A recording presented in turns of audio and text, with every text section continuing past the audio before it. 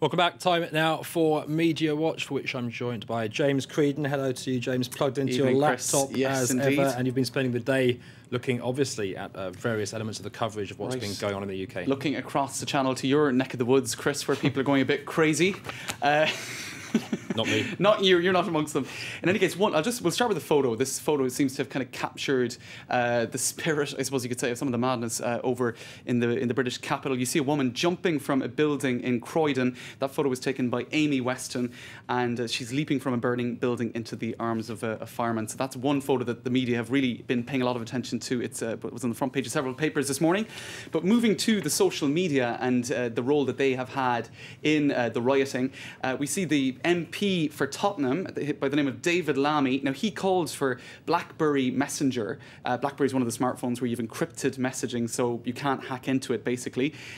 He's calling for it to be suspended because, according to him, a lot of people are organising themselves on Blackberry mobiles, which are more private than the public Twitter feeds or Facebook. So he's saying suspend it. That's one way of stopping them organising themselves. I think the Saudis were the last people to try that one. Right, and this is it, I suppose. It sounds slightly Orwellian, kind of clamping down on people's mobile phones. But social media aren't just being used to organise oneself, they're also being used to gloat. You can see a photo here of this not very intelligent young man because he put his photo on Twitter for the whole world to see. So you can see there he'd robbed quite a few DVDs and CDs and some weight-building protein shakes, clearly priorities there. In any case, his photo's online, so that's probably not so smart.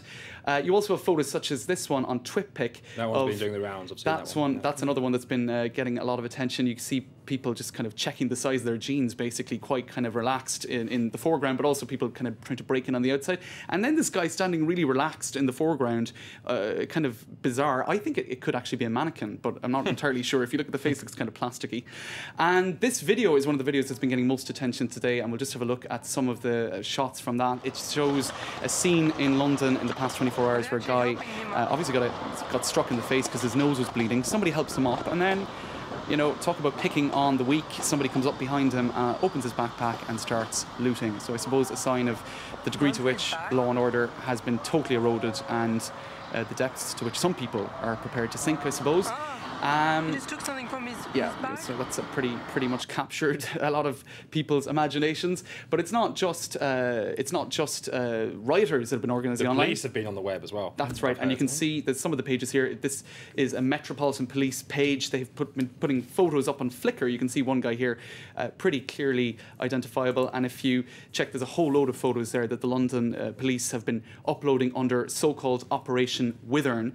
But it's not just the police, it's also members of the public. This is a Tumblr page, Tumblr blog, and basically it's known as Catch a Looter. There you go. And some of those faces are quite identifiable. Perhaps even you'd wonder, you know, if they're not looters, it's perhaps not fair to be showing their faces. But in any case, you do have a lot of people clearly caught in the act. People jumping out of windows with you know, their arms laden down with possessions. This woman here decided to just rob a bag of crisps. So, I mean, perhaps she could have picked something a bit more valuable. And this Facebook page supporting the Met Police against the London rioters has had 650,000 people joining it. So a lot of people actually coming out to support the police who have been very unpopular of late. OK, among the hysteria, very quickly, James, there has been some time for people to ask whether all this could have been prepared for. Right. Now, this is very interesting. I think it's on the Guardian website. This was an interview conducted in Haringey in London. Haringey. Haringey, there you go. Wrong pronunciation. In any case, 13, we'll listen in. What's the point of stopping youth clubs?